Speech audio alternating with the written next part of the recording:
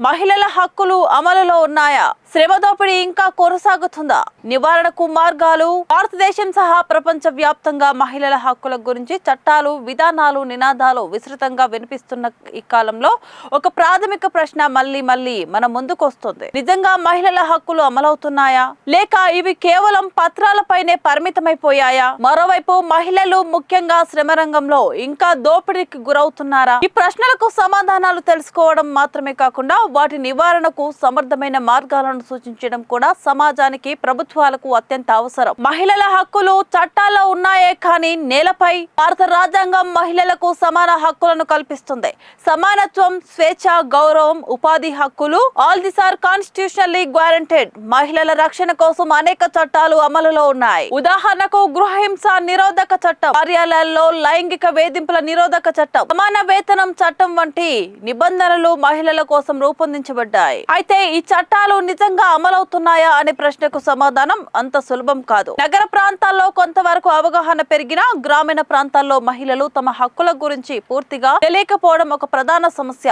అవగాహన లేకపోవడం వల్లే వారు అన్యాయానికి గురైన న్యాయం కోసం ముందుకు రావడం లేదు. శ్రమ దోపిడీ ఇంకా కొనసాగుతున్న వాస్తవం. మహిళలు శ్రమ రంగంలో ముఖ్యంగా అసంఘటిత రంగాల్లో విస్తృతంగా పనిచేస్తున్నారు. వ్యవసాయం, గృహ సేవలు, చిన్న పరిశ్రమలు, నిర్మాణ రంగం వంటి అనేక రంగాల్లో మహిళలు తక్కువ వేతనాలతో అధిక శ్రమతో పనిచేస్తున్నారు. తక్కువ వేతనం, ఒకే పని చేసిన పురుషుల కంటే మహిళలకు తక్కువ వేతనం ఇవ్వడం ఇంకా జరుగుతుంది. సురక్షిత వాతావరణం లేకపోవడం, పని ప్రదేశాల్లో భద్రతా ప్రమాణాలు సరైన స్థాయిలో లేవు. పని గంటలు, ఎక్కువ గంటలు పని చేయించుకుని సరైన పారితోషికం ఇవ్వకపోవడం సాధారణం. సామాజిక ఒత్తిడి, కుటుంబ బాధ్యతలు కూడా మహిళల పైన ఉండడంతో వారు ద్వంద్వ భారం మోస్తున్నారు. ఈ పరిస్థితులు చూస్తే మహిళల శ్రమ దోపిడీ పూర్తిగా నిర్మూలించబడలేదని స్పష్టంగా తెలుస్తుంది. సమస్యల మూలాలు: మహిళల హక్కుల అమలు లోపించడం మరియు శ్రమ దోపిడీ కొనసాగడానికి కొన్ని ప్రధాన కారణాలున్నాయి. అవగాహన లోపం, పితృస్వామ్య వ్యవస్థ ప్రభావం, చట్టాల అమలు లోపం,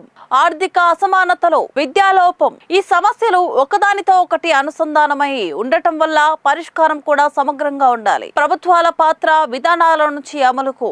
ప్రభుత్వాలు కేవలం చట్టాలు రూపొందించడం మాత్రమే కాకుండా వాటి అమలుపై కూడా దృష్టి పెట్టాలి. కఠిన అమలు: ఇప్పటికే ఉన్న చట్టాలను కఠినంగా అమలు చేయాలి. ఉల్లంఘన చేసిన వారికి కఠిన శిక్షలు విధించాలి. అవగాహన కార్యక్రమాలు: గ్రామీణ ప్రాంతాల్లో మహిళల హక్కులపై అవగాహన పెంచేందుకు ప్రత్యేక కార్యక్రమాలు నిర్వహించాలి. ఆర్థిక సాధికారత: మహిళలకు స్వయం ఉపాధి అవకాశాలు కల్పించాలి. విద్యా ప్రోత్సాహం: బాలికల విద్యపై మరింత దృష్టి పెట్టాలి. పాలకులు మరియు అధికారులు బాధ్యత: పాలకులు మరియు అధికారులు ఈ సమస్యను సీరియస్ గా తీసుకోవాలి. నిరీక్షణ వ్యవస్థలు బలోపేతం చేయాలి. ఫిర్యాదుల వ్యవస్థను సులభతరం చేయాలి. స్థానిక స్థాయిలో మహిళా సంఘాలను ప్రోత్సహించాలి. సమాజం పాత్ర: మార్పు మనలోనే మొదలవ్వాలి. మహిళల హక్కుల అమలు కోసం సమాజం కూడా బాధ్యత వహించాలి. లింగ సమానత్వంపై అవగాహన పెంపొందించాలి. కుటుంబ స్థాయిలో మార్పు తీసుకురావాలి. మహిళలపై వివక్షను నిరాకరించాలి. సాంకేతికత మరియు మహిళల సాధికారత: డిజిటల్ యుగంలో సాంకేతికత మహిళల సాధికారతకు ఒక ప్రధాన సాధనంగా మారింది. ఆన్లైన్ విద్య, డిజిటల్ బ్యాంకింగ్, ఈ కామర్స్ అవకాశాలు ఇవి మహిళలకు ఆర్థిక స్వావలంబనను పెంచుతున్నాయి. స్వచ్ఛంద సంస్థల పాత్ర: